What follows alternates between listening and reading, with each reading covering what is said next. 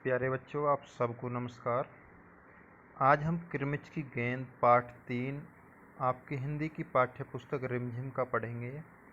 पाठ का नाम है किरमिच की गेंद। चलिए शुरू करते हैं। गर्मी की छुट्टियां थीं। दोपहर के समय दिनेश घर में बैठा कोई कहानी पढ़ रहा था।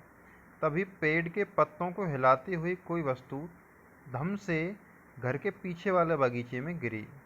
दिनेश आवाज़ से पहचान गया कि वह वस्तु क्या हो सकती है। वह एकदम से उठकर बरामदे की चिक सरका कर बगीचे की ओर भागा।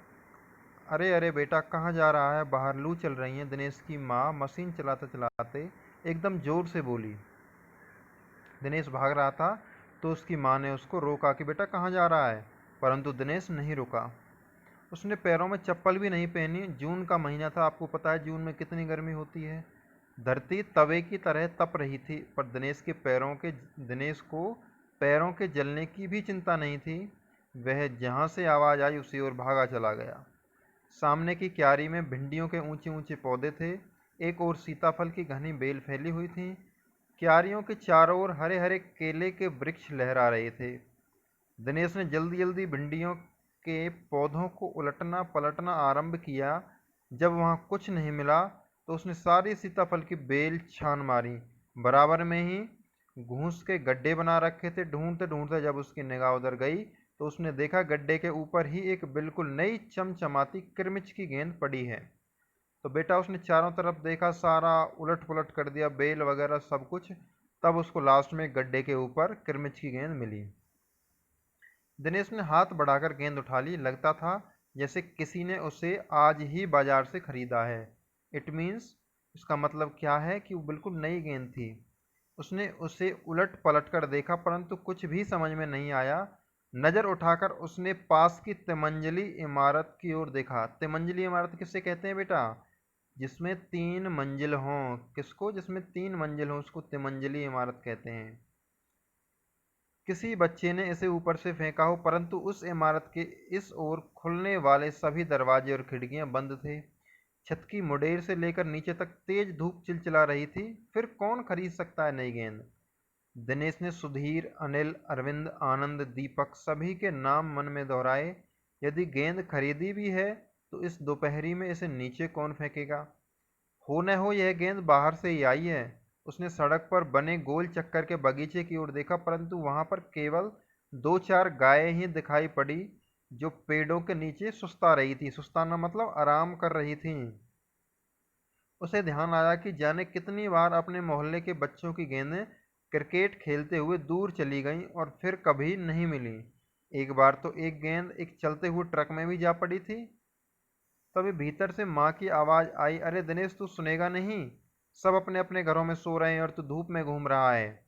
दिनेश गेंद को हाथ में लिए भीतर आ गया। ठंडे फर्श पर बिछी चटाई पर वह लेट गया और सोचने लगा, भले ही यह गेंद मोहल्ले में से किसी की न हो, परंतु ईमानदारी इसी में है कि एक बार सबसे पूछ लिया जाए। गर्मी की छुट्टियां थी। बच्चों ने खेलने की सुविधा को ध्यान में रखते हुए एक क्लब बनाया हुआ था। उस क्लब में सभी बच्चों के लिए बल्ले थे और गेंद खरीदने के लिए वे आपस में क्लब का चंदा देकर पैसे इकट्ठा कर लेते थे।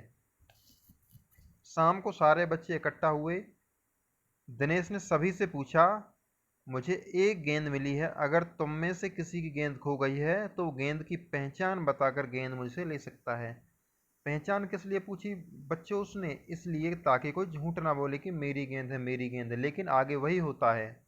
तभी अनिल बोला, गेंद तो मेरी खो गई है। कब खोई थी तेरी गेंद? यही कोई 4 महीने पहले। तो दिनेश ने कहा, वह गेंद तेरी नहीं है, क्योंकि भाई वो तो आज ही मिली थी दोपहर में, तो 4 महीने पहले कैसे खो गई? तो वो गेंद अनिल की नहीं है, फिर वह मेरी होगी। सुधीर ने तुरंत उस पर अपना अधिकार जताते हुए कहा।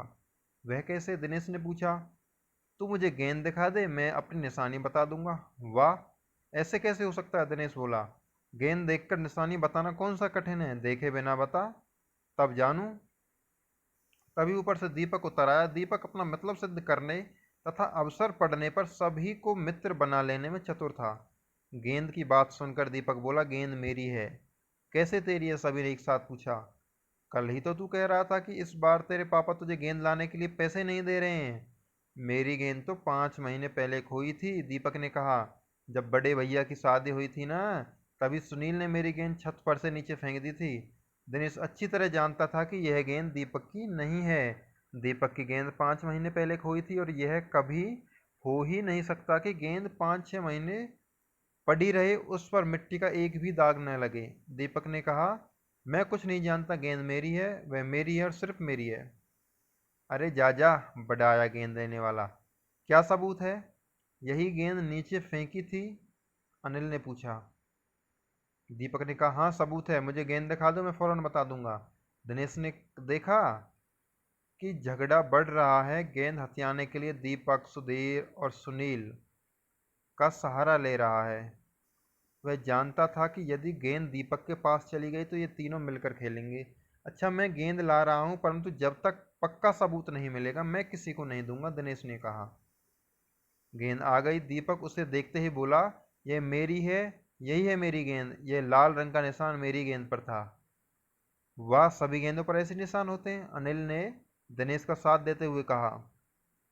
दीपक ने फिर जोर लगाया, मैं अपने पापा से कहलवा सकता हूँ कि गेंद मेरी है।